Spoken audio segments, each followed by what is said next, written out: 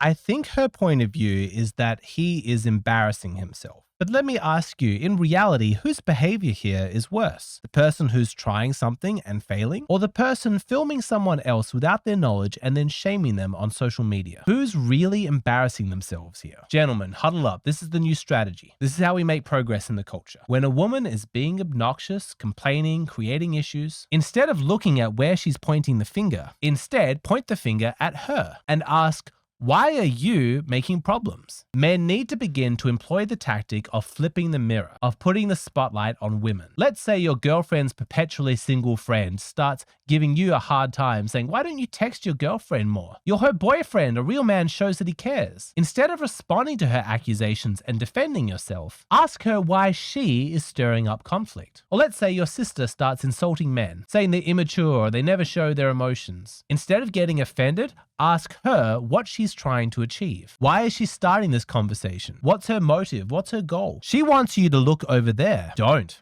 Look straight at her. Women will hate that. They do not want men to employ this strategy. Let's just zoom out for a moment and explain the context that we find ourselves in. For decades now, women have cloaked themselves in the status of victimhood and attempted to put themselves beyond reproach. We suffer under the patriarchy, we're oppressed, we're discriminated against, we're victims, but we're actually special and we've been silenced. And now everyone needs to shut up and listen to the complaints and criticisms that we have. But very quickly, that complaining energy took on a momentum of its own, and things quickly shifted from just naming problems to creating problems. And consistently, men always seem to be at fault.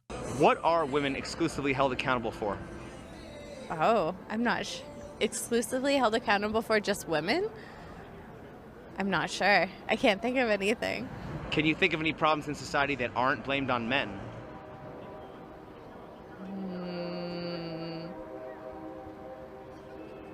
That's a good question. I really have no answer for that. I think we're not really held accountable for anything, and everything gets blamed on men. Enough. This has got to stop. It's like a woman standing outside the house that her husband built, and she's throwing rocks at the windows, shattering them. So her husband comes outside, he looks at the damage, and she says, these windows you installed are no good. They're not strong enough. This is your fault. And for so long, men bought it. They felt guilty. They quietly and shamefully installed new windows. But enough of this. The man needs to look at his wife in the eyes and say, the windows are not the problem. You need to stop throwing rocks. You've got women everywhere complaining, this is the problem, this is the problem, this is the problem. But let's be real, her complaining is the problem. She's throwing the rocks, she's making the issue, and it's time that she was called on it. It has been decades since mainstream culture has had the courage to hold women accountable for their behavior. And we're still there. Mainstream culture is still thoroughly feminist and man-hating. But the internet has democratized accountability. And on social media, there is a growing trend to point out how ridiculous some women's behavior is. Like this, for example. I don't like 50-50. I don't do coffee dates. I don't care how much money I ever make. I still want my man to pay for everything. He should pick me up. He should drop me off. He should buy me Ubers. In exchange, he gets to not embarrass me and breathe my air. I think it's pretty fair. I think we're even Stevens.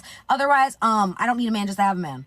This is for me. For the guys who are mad, though, cry about it. You see, on the internet, a growing number of men began to notice that women's quest for liberation and equal treatment never extended to women being equally responsible for financial contributions. And so men did what men do. They started making fun of it. They turned it into humor, and all over the internet there was this drizzle soft guy era joke. It was this trend of exquisite satire where men would act the way that women act and say the sort of things that women would say, holding up a mirror to their behavior and showing how ridiculous women are being.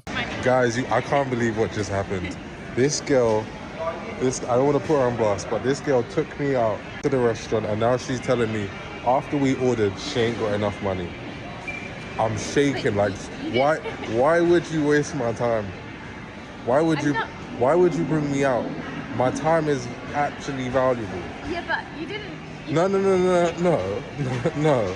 It's not how this works, guys. I can't actually believe it. Like, what is the point? If you're not in a position to date, don't be dating. Work on yourself first. I have money though. Oh, you have money? Yeah. Do you have enough? I don't know how much it is. I don't do 50-50. I don't know how much it The is. other guys are willing to do 50-50. I'm not doing no 50-50. So can you pay this bill, yes or no? I don't know how much it is. So I don't know if I have Absolutely enough. shocking. You know what? I'm gonna get someone to come pick me up. get another girl to come pick me up. This is absolutely disgusting.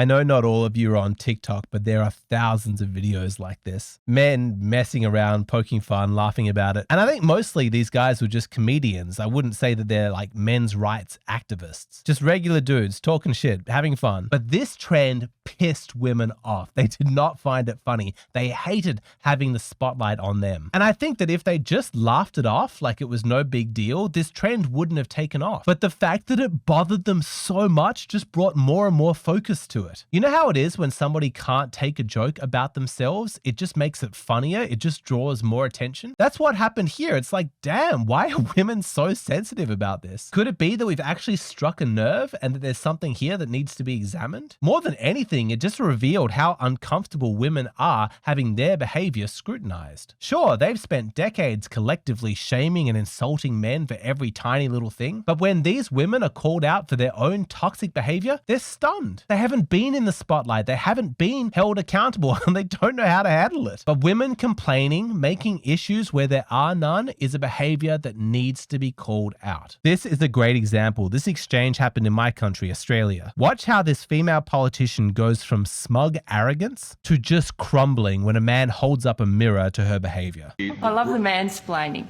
I'm enjoying it. You're loving what? The mansplaining that's going on. What just talking me through how by not answering the question, by repeating processes which are not related to the question that I've asked. What's mansplaining, Senator?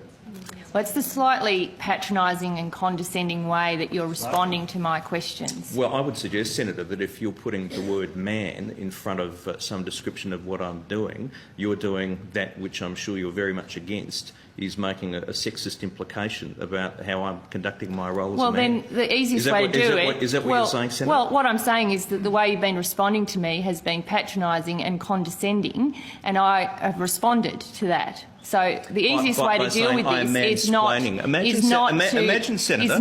have that way in responding to questions I've asked. Imagine the reaction, Senator, if I said you were woman-splaining. You're saying that I'm mansplaining. Well, it is a term that's used. Is it by whom? Well, it is a term that's used. By rude senators. By senators who are seeking to make gender an issue. Stop being a hypocrite. Conduct yourself appropriately for this place. I'm sorry you're so offended by the use of the word. It is a word that's used. I'm surprised that you're so shocked by the use of the word. No, I'm just calling hypocrisy. Hypocrisy. Thy name is Labor. Thy name is Senator Gallagher. It never ceases to amaze me how modern women demand equal treatment in the fields of business and politics. But the moment that they are subjected to the kind of directness that has always characterized the competitive nature of these fields between men, they fall apart and then demand special treatment because they're a woman. But this exchange is a great example of what I'm talking about. She wants to make an issue of his tone, his manner, saying he is sexist by mansplaining. And instead of taking the bait and defending himself, he puts the spotlight directly on her. Why are you making this gendered? Why are you being sexist? The guy seems genuinely amused by how shamelessly hypocritical she's being. Humor is very powerful. When you get angry at something, it's because it's bad. But when you laugh at something, it's because it's stupid. And so many women's complaints about men these days are just stupid. They deserve to be mocked and laughed at. So the next time a woman says something moronic like men are intimidated by strong women, just laugh. Trust me, women hate to be the butt of the joke. It's rare to find a woman who has any sense of humor about herself. And the sound of your laughter is going to have a much bigger impact on her than any rational argument that you could present. But of course, there are some situations that are not funny. They're very serious. And in those situations, this work of holding up a mirror and placing accountability on women is more important than ever. A drama in a California courtroom. A promising young football star who had been imprisoned for years on charges of kidnapping and rape was exonerated today. He won his freedom after he secretly recorded his accuser, a childhood friend, who admitted that she had lied. ABC's Cecilia Vega is in Los Angeles. It was the moment Brian Banks had been waiting a decade for. The people's motion to dismiss this case. And as he heard those words he knew to be true all along, all he could do was sob. Banks had been wrongly convicted, falsely accused of raping and kidnapping a childhood friend. Today, a judge tossed out the charges, and Banks walked out of court in pure jubilation, hoping for a new future. Awesome. Fantastic. I feel like anything is possible, and it's proven today with me by me getting my freedom back. I feel like this is just the first step to reinventing my life. In 2002, he had been a 16-year-old high school football star with dreams of an NFL career. But those hopes were shattered when he was convicted. Banks always maintained the encounter was consensual, but rather than face 41 years to life behind bars, on the advice of his lawyer, he took a plea deal and spent 5 years in prison. That's more than I can describe, the things that I've been through and the things that I've endured. Congrats, man. Thank you. Today, Banks is an innocent man because that accuser tracked him down on Facebook after his release and admitted she lied. They met, and the meeting where his accuser recanted was recorded. This video was key to overturning the case. I may not ever get the answers as to why I was supposed to go through what I went through, but I know that I'm here today and I remain unbroken. Now at 26, Banks is picking up where his once shattered dreams left off, working out again, hoping for another shot at life in football. Cecilia Vega, ABC News, Los Angeles. I want to get serious for a second. This woman lied. She sent an innocent man to jail, and he was facing 41 years to life in prison. He got a reduced sentence because he took a plea deal, but she completely destroyed this man's life. Now, after she admitted that she lied, how much jail time do you think she faced? The answer is 0. This is not just in cases of sexual assault. Women are weaponizing the law against men all over the place. And they're doing so with total arrogance and facing no consequences. I cannot tell you how many cases I have heard of a man leaving his wife, ending a marriage because she is violent, she is abusive, and her first act after begging for him to come back is that she goes and gets a restraining order against him. It is a purely punitive move designed to prevent him from accessing his own children and for her to gain leverage in financial settlements and child custody issues. And it seems in my jurisdiction, Western Australia, no proof is even required for the court order to be granted. And if she's found to be lying, there are no consequences. This cannot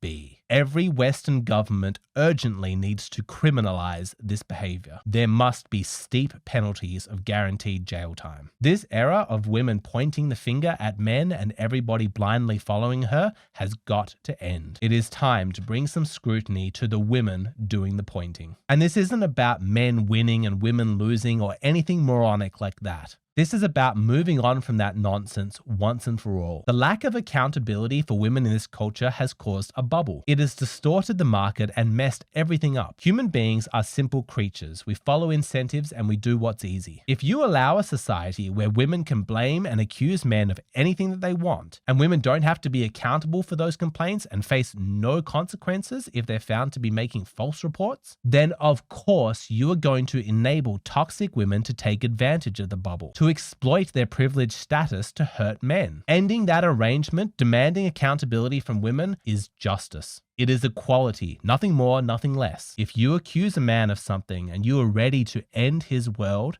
and you are found to be lying, then it is your world that must end. Anything short of that is unacceptable. Now, are you ready to do your part to start holding women accountable? Practically speaking, how are you meant to do that? Are you meant to just laugh in women's faces? Is that going to be effective? Are you meant to get angry and righteous? Remember, what feels good in the moment isn't always what actually affects long-term change. But if you want to know how to handle it when a woman complains about you and you want to shift the focus onto her, you're going to want to keep watching this video. The full-length version is available on my Patreon. That's where I'm going to give a step-by-step guide how to practically implement this theoretical knowledge. What I post here on YouTube, these are just the shortened, abridged versions of my videos. If you want more depth, more detail, then come on over to Patreon.